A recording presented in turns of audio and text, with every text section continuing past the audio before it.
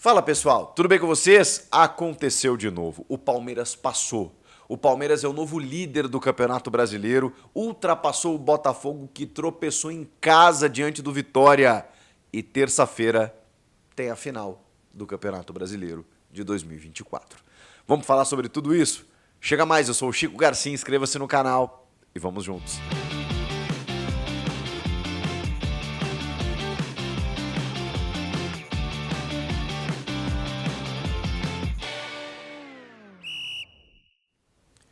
Aconteceu o que os botafoguenses mais temiam e o que os rivais do Palmeiras também. É impressionante o que esse Palmeiras do Abel Ferreira consegue fazer em reta final de temporada. Os caras são uma máquina. E olha que até tropeçaram, ou se é que dá para chamar de tropeço, mas oscilaram em alguns jogos, né, que acabaram não vencendo, especialmente o derby, né, contra o Corinthians naquele momento. Todo mundo achou que a coisa não ia acontecer, mas aí tem o Botafogo, né? E o Botafogo, caramba, o Botafogo, a cada rodada que passa, ele vai tendo uns tropeços assim, Cuiabá, Criciúma, Grêmio. Botafogo não ganhou do Grêmio em casa. Atlético Mineiro, com um jogador a mais, e agora de novo pro Vitória da Bahia. Aliás, que campanha do Vitória, do Thiago Carpini, e que jogo fez o Vitória, tá? Para quem tá analisando só o resultado, eu digo para vocês, o Vitória jogou muita bola. Dentro de uma estratégia, evidentemente, de se defender, mas no primeiro tempo, enquanto teve capacidade física e possibilidade de chegar ao ataque, não se eximiu também de atacar. E por isso chega ao seu gol com o Alejandro e abre o placar no Nilton Santos, jogando uma pressão danada. E o mais curioso, para quem como eu estava acompanhando os dois jogos ao mesmo tempo, os dois jogos no mesmo horário, dentro de uma ideia de concorrentes, né, postulantes, né, de que daqui a pouco, né, para não ter nenhum tipo de confortabilidade, favorecimento, então os dois começam no mesmo horário, terminam no mesmo horário e tudo mais. Claro que os jogadores se falam, claro que os jogadores perguntam para a reportagem ali como é que está o jogo do Botafogo, como é que está o jogo do Palmeiras, e aí tem a diferença, né? No jogo do Botafogo, tem uma repórter que eu estava na transmissão, me perdoe, eu não vi quem era. Ela revelou o seguinte, o pessoal tá batido aqui, né, tá 1-0 pro Vitória. O Almada acabou de me perguntar quanto tá o jogo do Palmeiras. Termina o intervalo, termina o primeiro tempo, né, no intervalo, o Rafael Veiga, que parcialmente estava fazendo o gol da vitória ali do Palmeiras sobre o Atlético Goianiense, vai para a entrevista e o repórter, que eu acho até que é uma pergunta absolutamente normal, dentro de uma concorrência, né, de título que está havendo. Veiga, você quer saber quanto está o jogo do Botafogo? E o Veiga responde, não, eu estou preocupado com o nosso jogo aqui. Alguma coisa assim nesse sentido. É muito louco isso, né, cara? O Botafogo tá desesperado pensando no que o Palmeiras está fazendo porque sabe que a batata tá assando. O Palmeiras não quer saber. O Palmeiras pensa no dele. Ele faz a parte dele. E ele entendeu que ele dependia apenas de si para ser campeão, como depende ainda apenas de si para ser campeão. E os caras introjetaram isso. Esse é o grande mérito do Abel Ferreira, que, pelas informações que eu obtive ainda no dia de hoje, deve realmente renovar até o final de 2027. Mesmo a Leila Pereira deve ser reeleita, né? Acho que não tem nenhuma dúvida em relação a isso. E já há um acordo aí, o Abel deve continuar no Palmeiras. É impressionante, cara, porque você continuar mantendo o ímpeto desses caras para vitória, para vencer, para conquistar título, é o grande mérito desse Palmeiras. Não está nada decidido, é claro, né? Não estou dizendo aqui que o Palmeiras já é tricampeão brasileiro consecutivamente, mas, cara, aconteceu o que todo mundo temia, menos o palmeirense. O Palmeiras passou. E olha que poderia ter sido até pior, né? Porque o Botafogo descola um empate no finalzinho, soma um pontinho, os dois têm 70 pontos agora. 70 pontos separados aí por uma vitória a mais no critério de desempates do Palmeiras. Se o Botafogo vencer o Palmeiras no Allianz Parque na terça-feira, beleza. Ele abre 3 pontos, ele iguala no número de vitórias, mas ainda assim, né, abre 3 pontos e até o critério de desempates fica igual aí para uma eventual disputa. Se o Palmeiras vencer, aí esquece. Por isso que a gente está tratando como final. Porque o Palmeiras é muito forte, né? No momento em que ele conseguir vencer como aconteceu no ano passado, né, naquele 4-3 fantástico. O principal candidato ao título, se o Palmeiras conseguir vencer em casa, o jogo em casa, o principal candidato, dificilmente nas 2 rodadas finais, esse Palmeiras vai perder o título. O Botafogo, se ainda abrir 3 do Palmeiras, eu não daria como favas contadas. Mas é claro que seria o melhor dos mundos para o botafoguense. Ele abre 3 pontos, ele ganha do Palmeiras em casa, na casa do Palmeiras, ele consegue uma vitória a mais que iguala o critério de desempate, depois tem 2 jogos finais para ele poder confirmar o título brasileiro, mas não é muito fácil, tem o Inter pela frente, por exemplo, enfim. Mas, de qualquer maneira, o campeonato de pontos corridos ele nos oferece algumas finais ao longo dessas 38 rodadas. E essa rodada, a antepenúltima, com as 2 equipes, com a mesma pontuação, trata-se realmente de uma decisão. Bom, gente, falando sobre os jogos especificamente, era muito difícil que o Palmeiras não fosse fazer o serviço contra o Atlético Goianiense, que agora está matematicamente rebaixado para a Série B de 2025.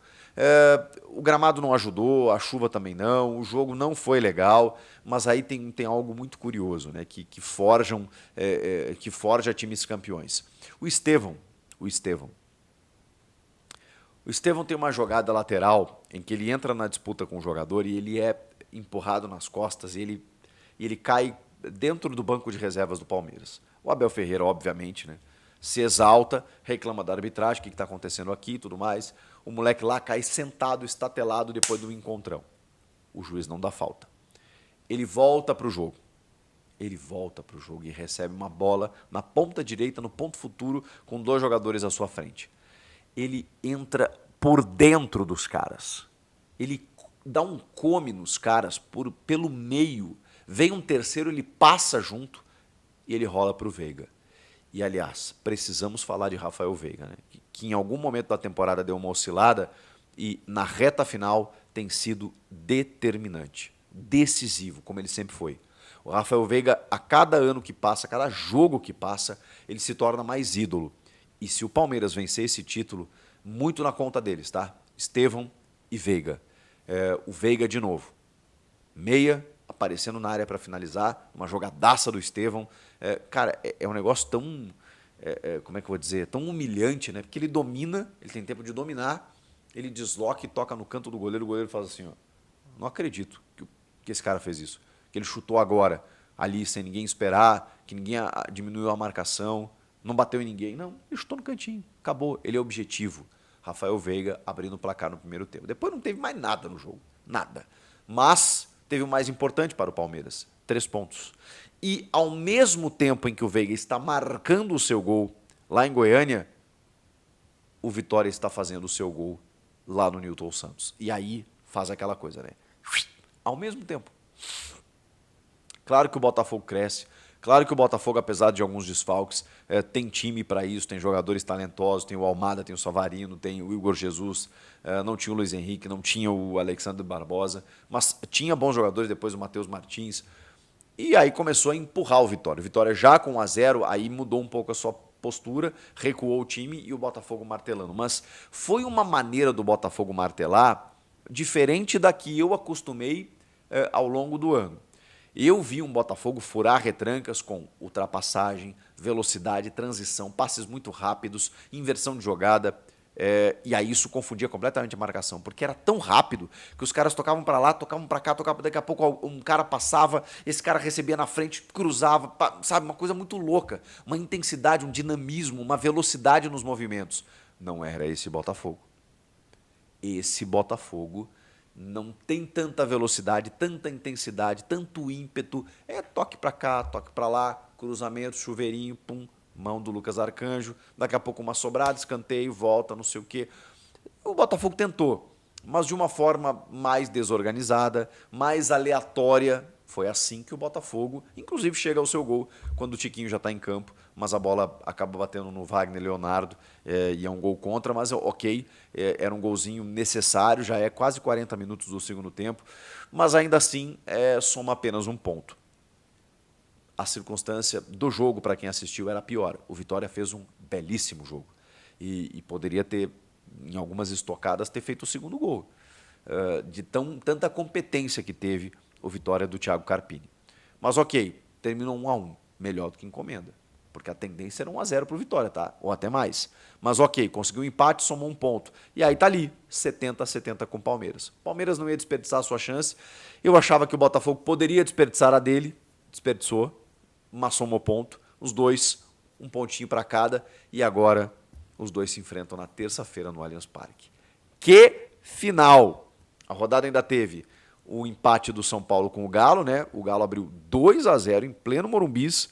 E aí o São Paulo foi lá buscar Lucas Moura, André Silva, jogadores que fizeram a diferença. O primeiro tempo bem movimentado, 2-2, no segundo tempo nada demais. O São Paulo meio que deu uma largadinha, o Galo também está preservando os jogadores e até mesmo se poupando aqueles que são titulares, porque final de semana tem a Libertadores, a decisão da Libertadores na semana que vem.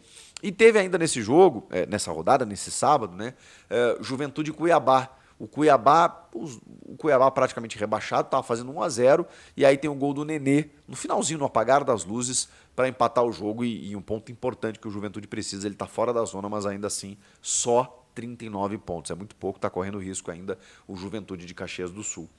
E o gol do Nenê tem um jogador que está em cima da linha, que teoricamente atrapalharia o goleiro, sei lá, achei estranho realmente, o problema é o critério da arbitragem, né? São os jogos desse sábado com um título completamente em aberto ou até mesmo definido, dependendo do que você acredita. O Palmeiras é muito favorito agora por tudo que aconteceu. Assumiu a ponta na última reta, assim, né? Do tipo, deixa comigo que esse título é meu. E aí? O que vai acontecer? Não sei. Comenta aqui, inscreva-se no canal e eu volto na próxima. Tchau!